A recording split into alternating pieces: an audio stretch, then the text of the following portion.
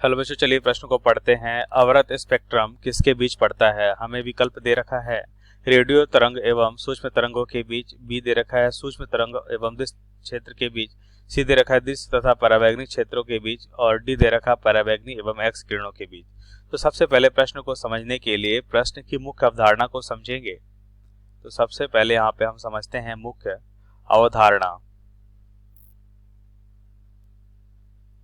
तो हम देखते हैं अवरक्त तरंगे क्या होती हैं। पहले तो हम समझ लेते हैं अवरक्त तरंग क्या होती है या अवरक्त किरणें क्या होती हैं। तो अवरक्त किरणें क्या होती हैं? यह एक विद्युत चुंबकीय तरंग होती है जिनका तरंग दैर्ध्य क्या होता है, यहाँ पे लिख लेते हैं। यह विद्युत चुंबकीय तरंग होती है या विद्युत चुंबकीय तरंग होती है जिसका तरंग दैर्ध्य क्या होता है, जिसका तरंग दैर्ध्य क्या होता है, जिसका तरंग दैर्ध्य 7.8 गुणा 10 के घात -7 मीटर से 10 के घात -3 मीटर तक होता है। इन तरंगों को कैसे उत्पन्न किया जाता है?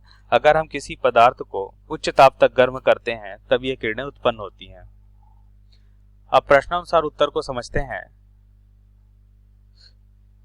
तो अब हम क्या करते हैं, सबसे पहले यदि हम इन विद्युत चुंबकीय स्पेक्ट्रम को देखें, विद्युत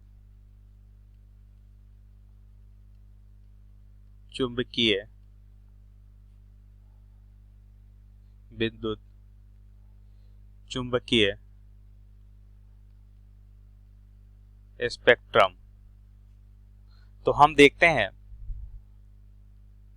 कि यदि हम तरंग दैर्ध्य के बढ़ते क्रम में लिखें तो सबसे पहले हम देखते हैं सबसे कम तरंग दैर्ध्य गामा किरण की, क्योंकि हम बढ़ते क्रम लिख रहे हैं तो सबसे पहले हम कम तरंग दैर्ध्य की किरणें लिखेंगे, तो गामा किरण।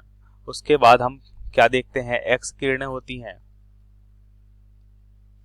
उसके बाद हम क्या देखते हैं, पराबैंगनी किरणें होती हैं। क्या होता है, पराबैंगनी किरणें होती हैं। और अब हम देखते हैं चौथा जो होता है दृश्य प्रकाश। उसके बाद हम क्या देखते हैं, अवरक्त किरण।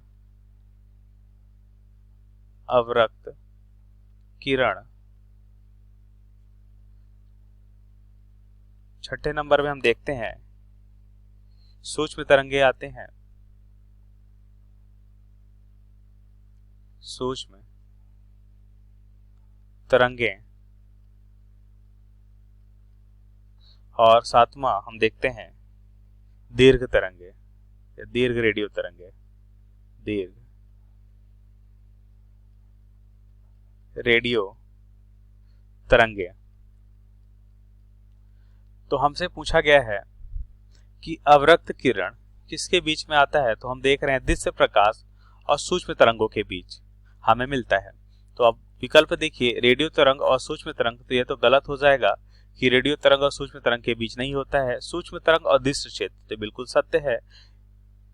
दृश्य तथा पराबैंगनी क्षेत्र, तो यह भी गलत होगा। पराबैंगनी और किरण, यह भी गलत है। तो हमारा सही विकल्प क्या होगा, बी। तो बी हमारे प्रश्न का सही विकल्प है। आशा करते हैं आपको समझ आया होगा। धन्यवाद।